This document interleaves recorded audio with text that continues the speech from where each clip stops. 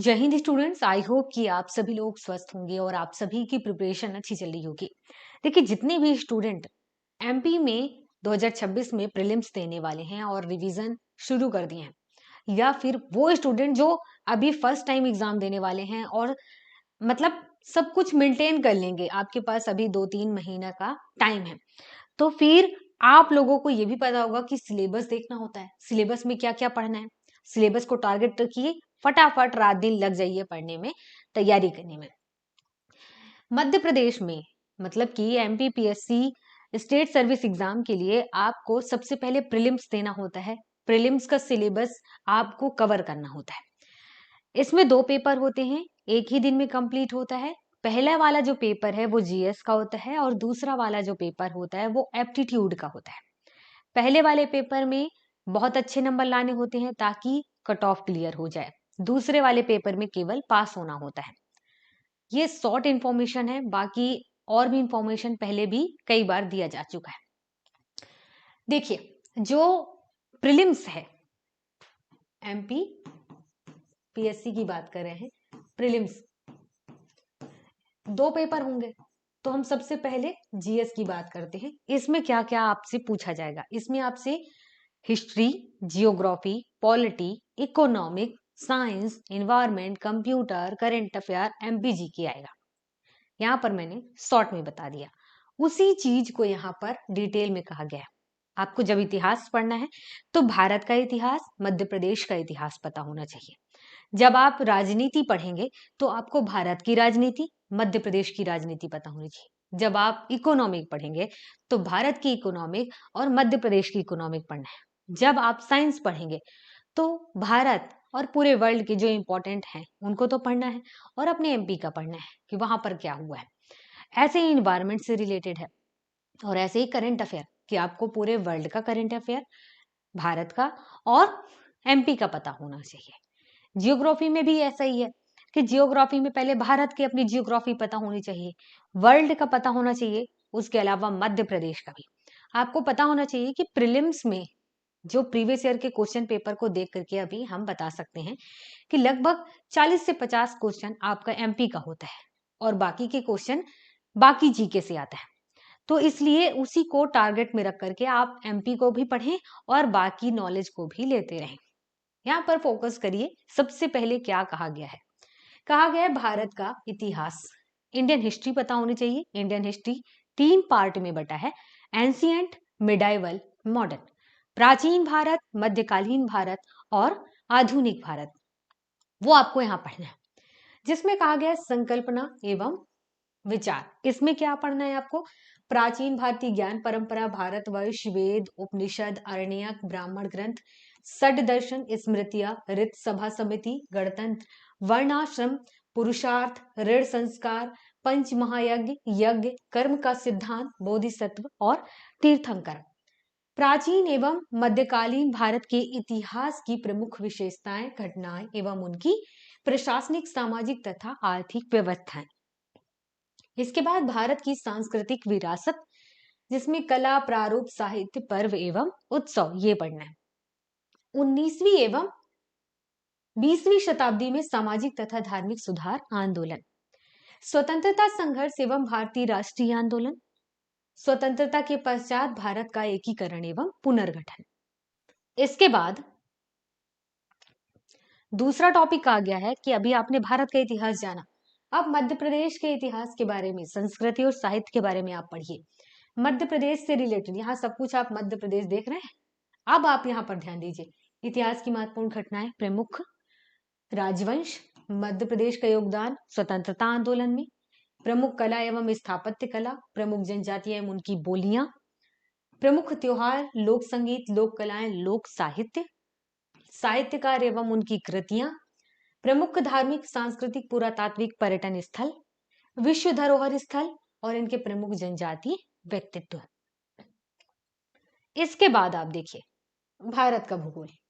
जो टॉपिक भारत के भूगोल में पढ़ेंगे वही एमपी में भी आप पढ़ने वाले हैं। देखिएगा, पर्वत, पहाड़ियां, पठार, नदियां और झीलें, जलवायु घटनाएं, उन घटनाओं में अल्नीनो, लानीना, दक्षिणी दोलन, पश्चिमी विक्षोभ, जलवायु परिवर्तन के परिणाम, इन पर फोकस करना है। प्राकृतिक संसाधन में आपको क्या क्या पढ़ना है? वन, खनिज, जल संसाधन, इन पर फोकस करना है। इसके अलावा आपको फसलों के बारे में पढ़ना है। खाद्य सुरक्षा, हरित क्रांति, दूसरी हरित क्रांति की क्या रणनीतियां रही हैं। ऊर्जा के पारंपरिक और गैर पारंपरिक स्रोत, भारत में प्राकृतिक खतरे और आपदाएं, भारत में प्रमुख चक्रवात, जनसंख्या वृद्धि, वितरण, घनत्व, ग्रामीण नगरीय प्रवास, ये पढ़ेंगे आप भारत से रिलेटेड। अब एमपी से रिलेटेड आपको यही चीजें रिपीट करनी है, केवल एमपी आप उसमें जोड़ देना। वन, वनोपज, नदियां, पहाड़ियां और पठार, जलवायु में ऋतु, तापमान, वर्षा, आपको प्राकृतिक संसाधन, प्रमुख फसलें, ऊर्जा के पारंपरिक स्रोत, मध्य प्रदेश के प्रमुख उद्योग, जनसंख्या वृद्धि, वितरण और घनत्व, समझ गए। इसके अलावा भारत एवं मध्य प्रदेश की संवैधानिक व्यवस्था, साथ में संविधान सभा, संघीय कार्यपालिका, राष्ट्रपति एवं संसद, सर्वोच्च न्यायालय एवं न्यायिक व्यवस्था, संवैधानिक संशोधन, नागरिकों के मौलिक अधिकार, कर्तव्य एवं राज्य के नीति निदेशक सिद्धांत, राष्ट्रीय प्रादेशिक संवैधानिक सांविधिक आयोग एवं संस्थाएं, मध्य प्रदेश की संवैधानिक व्यवस्था, राज्यपाल, मंत्रिमंडल, विधानसभा, उच्च न्यायालय, इनके ऊपर फोकस करना है। मध्य प्रदेश में त्रिस्तरीय पंचायती राज एवं नगरीय प्रशासन व्यवस्था, मध्य प्रदेश में सुशासन। जब आप राजनीति पढ़ते हैं तो सबसे पहले आपको जानना होता है कि राष्ट्रपति, फिर आपका प्रधानमंत्री, मंत्रिपरिषद किस तरीके से काम करती है, संसद किस तरीके से वर्क करता है, जो सांसद हैं ये किस तरीके से वर्क करते हैं, राज्यसभा, लोकसभा के कार्य, फिर उनके बारे में, उनके अध्यक्षों के बारे में, अधिकारों के बारे में, पूरी प्रणाली के बारे में आप पढ़ते हैं। ऐसा ही सेम एमपी में आपको पढ़ना है। आपको राज्यपाल पढ़ना है, मुख्यमंत्री, मंत्रिपरिषद, इसके अलावा विधानसभा, विधानसभा के कार्यों के बारे में, विधानसभा में किस तरीके से नियुक्त होकर के आए हुए हैं, इनका विशेष अधिकार क्या है, इनके अधिकार क्या है, इनके काम क्या है, इस तरीके से आपको हर एक चीज को समझना है। यही चीज यहाँ पर कही गई है। इसके बाद नेक्स्ट बात करते हैं मध्य प्रदेश और भारत, इनकी अर्थव्यवस्था, इकोनॉमिक।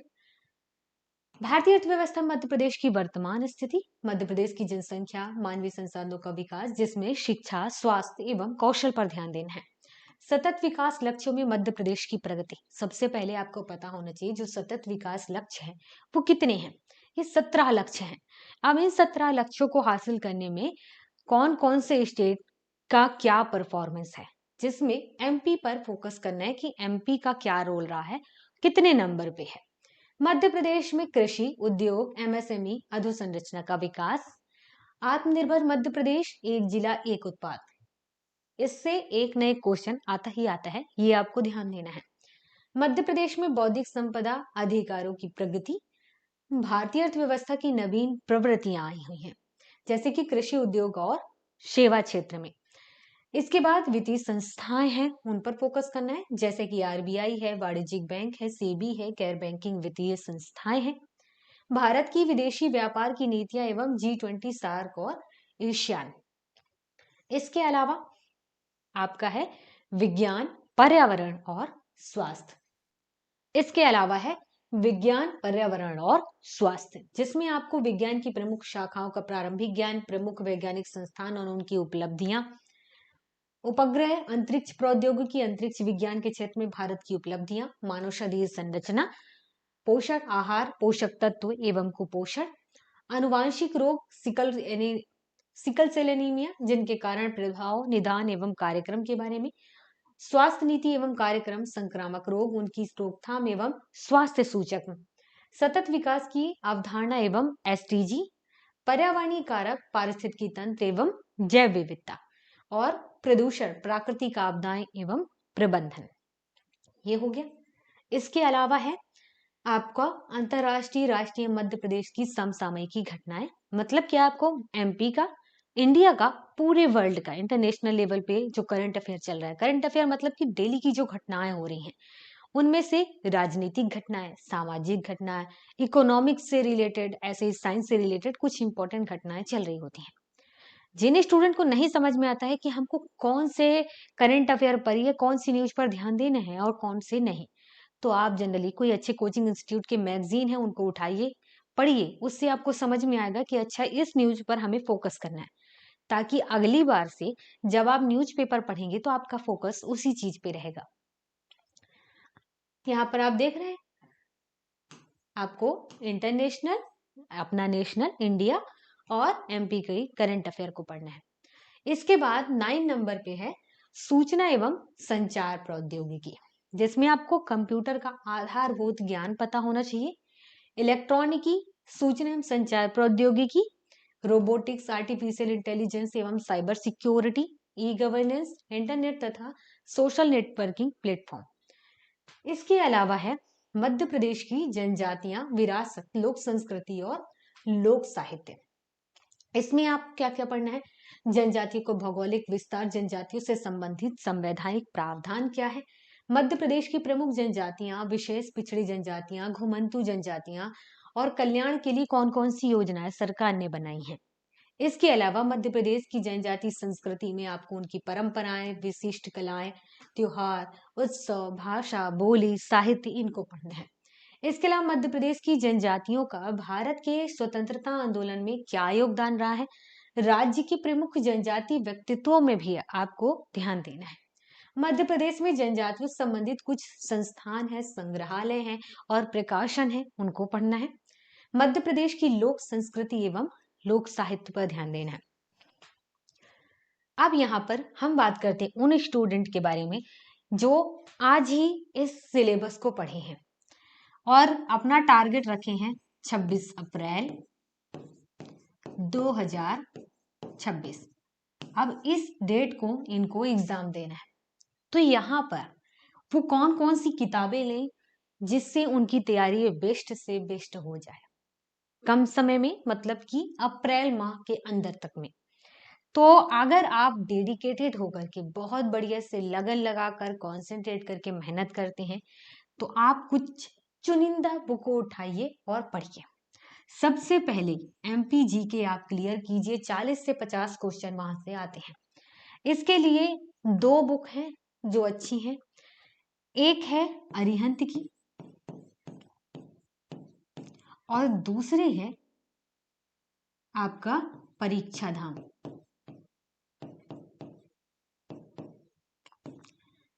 कोई भी बुक लेकर के आप एमपीजी के क्लियर कीजिए। सबसे अच्छी बुक इनमें भी ये वाली बुक है, जहां पर आपका एमपी से related economic, polity, science, geography सब कुछ ऐड है और थोड़ा सा इस तरीके से ऐड है कि आप अगर सिलेक्ट हो जाते हैं तो मेंस एग्जाम भी लिख पाए, उस हिसाब की इंफॉर्मेशन यहाँ पे है। इसके बाद एमपी से रिलेटेड सारी चीजें यहाँ पर आपकी क्लियर हो जाएगी। बचता है इंडिया के लेवल पर, तो उसके लिए आप क्या करें, किसी कोचिंग इंस्टीट्यूट के नोट्स लें, किसी और की बुक ही मत लीजिए, किसी भी राइटर की बुक मत लीजिए, किसी एक कोचिंग इंस्टीट्यूट को फॉलो करिए और उनके नोट्स उठा लीजिए, ये सबसे बेस्ट रहेगा। सब जैसे कि हम एक एग्जांपल देते हैं, आप अपने हिसाब से किसी अच्छे कोचिंग इंस्टीट्यूट को जानते हैं तो आप उसे फॉलो कर सकते हैं। हम बस एक एग्जांपल दे रहे हैं, जैसे कि जो दृष्टि आईएएस है, एमपीपीएससी से रिलेटेड भी नोट्स आपको यहाँ मिल जाएंगे। तो अगर आप इनके बुक लेते हैं तो आपको सारे बुक मिल जाएंगे, आपको कहीं और भागना नहीं पड़ेगा, मतलब कम समय में आपको सारी चीजें एक जगह पे मिलेंगी। अब आपको टोटल कॉन्फिडेंट होकर के मेहनत करनी है पढ़ने के लिए। और सबसे पहले जब आपने किताबें रख ही लिए हैं, आप किताबें एक साथ मंगाइए, आपके पास 1 से 2 दिन आप लीजिए और 1-2 दिन के अंदर पूरा कॉन्सेंट्रेट होकर के क्या कीजिए, पीवाईक्यू, प्रीवियस ईयर के जो क्वेश्चन पेपर हैं उनको उठाइए, बढ़िया से पढ़िए कि कौन कौन से क्वेश्चन किस तरीके से पूछे जाते हैं, एमपी से कैसे पूछे जाते हैं, वर्ल्ड लेवल के कैसे होते हैं, करंट अफेयर के कैसे होते हैं। नॉलेज भी हो जाएगा और साथ ही आपका थोड़ा सा कॉन्फिडेंस भी बढ़ेगा कि आपको पढ़ना क्या है। यहाँ पर हमने पहले पेपर के सिलेबस के बारे में बात किया। अब हम बढ़ते हैं नेक्स्ट के बारे में, वो क्या है, राज्य सेवा प्रारंभिक परीक्षा में दूसरा प्रश्न पत्र सामान्य अभिरुचि परीक्षण को लेकर के है, इसे जी सेट भी बोलते हैं, ठीक है। तो यहाँ पर बोधगम्यता, कॉम्प्रिहेंशन, आपको कुछ पैसेज दिए जाते हैं, उस पैसेज को आपको पढ़ना है, वहां उसी पैसेज के अकॉर्डिंग आपको क्वेश्चंस दिए जाते हैं जिसका आंसर आपको करना होता है। बहुत इजी होता है। जनरली अच्छे से अच्छे स्टूडेंट और बुरे से बुरे, मतलब कि जो अपने स्कूल में कभी कमजोर रहे होंगे बट आज मेहनत करने को तैयार है, तो वो स्टूडेंट भी बहुत आसानी से कर लेंगे। बहुत कम चांस है कि कोई गलत करे, बाकी सारे सही होते हैं। इसके बाद जीवन शैली और प्रतिबल, संचार कौशल, तार्किक कौशल एवं विश्लेषणात्मक क्षमता, निर्णय लेना, समस्या समाधान, सामान्य मानसिक योग्यता, आधारभूत संख्यन जो कि 10th लेवल का होता है, और हिंदी भाषा में बोधगम्यता कौशल जो कि 10th लेवल का होता है। यहाँ पे मैं बता दूं, आप इनको ध्यान मत दीजिए। आपका कॉम्प्रिहेंशन आएगा हिंदी से रिलेटेड, जैसे कि ग्रामर से रिलेटेड क्वेश्चन होता है, समास संधि विग्रह, ये सब क्वेश्चन रहेंगे हिंदी से। रीजनिंग से रिलेटेड क्वेश्चंस रहेंगे, मैथमेटिक्स से रिलेटेड क्वेश्चंस रहेंगे, तो आपको उन्हीं को करना है। ये सब साइड में करिए। प्रीवियस ईयर के जो PYQ है ना, आप इनको देखेंगे तो आपको समझ में आ जाएगा कि क्वेश्चन कैसे पूछे जाते हैं। और आज की डेट में वो स्टूडेंट जो ठीक ठाक है पढ़ने में, अगर उससे सॉल्व करने की भी कोशिश करेंगे तो आपका जनरली 30 से 40 क्वेश्चन तो वैसे ही सही हो जाएगा। मतलब कि इतने इजी इजी क्वेश्चंस होते हैं। नहीं भी होते हैं 30-40 क्वेश्चन, उससे कम होंगे, लेकिन होंगे। ऐसा नहीं है कि आप क्वेश्चन सॉल्व ही ना कर पाए। मतलब इतने अच्छे क्वेश्चंस होते हैं, तो आप उठाइए, सॉल्व करिए। और इस पेपर की तैयारी के लिए आप कोई और बुक लीजिए ही मत। या तो आप एक काम करिए, प्रीवियस ईयर के जब आप क्वेश्चन पेपर पढ़ेंगे तो जो इजी इजी वाले हैं उनको तो आप समझ ही जाएंगे। अब हिंदी से रिलेटेड जो क्वेश्चन आएंगे, संधि, संग्रह, संधि, समास, इनको क्या करना है, तो आप पिछले 2-4 साल के प्रीवियस ईयर के क्वेश्चन पेपर उठाइए, उनको सॉल्व करिए। आपको यहाँ पर आइडिया आ जाएगा कि आपको करना क्या है। थोड़ी बहुत नहीं समझ में आता है, आप गूगल कर लीजिए, ये सीधी सी बात है। इसके बाद मैथमेटिक्स और रीजनिंग से रिलेटेड सवाल होते हैं, तो जो सवाल नहीं आता है आप उस सवाल को यूट्यूब से देखिए, प्रैक्टिस करिए। मैथमेटिक्स में आपको पता ही होगा कि लाभ, हानि, चक्रवृद्धि ब्याज, समय, गति, इनसे रिलेटेड सवाल होते हैं, प्रायिकता से रिलेटेड सवाल होते हैं। तो इनको आप कहाँ से तैयार करेंगे? या तो आप किसी कोचिंग इंस्टीट्यूट जाइए, वहां पर टाइम दीजिए, या आप हफ्ते 2 हफ्ते बिल्कुल कॉन्सेंट्रेट होकर के मैथमेटिक्स के हर टॉपिक को क्लियर कर लीजिए और प्रैक्टिस करते रहिए। उसी में आप बेस्ट हो जाएंगे। इस पर आपको केवल पास होना होता है। पहले वाले पेपर में आपको फोकस करके इस तरीके से पढ़ना होता है कि आपका कट ऑफ क्लियर हो जाए। तो आज के सेशन में हम केवल प्रीलिम्स के बारे में ही बात करेंगे। बुक के बारे में भी हमने बात कर लिया कि आपको क्या पढ़ना चाहिए, क्या बेस्ट रहेगा कम समय में आपकी तैयारी के लिए।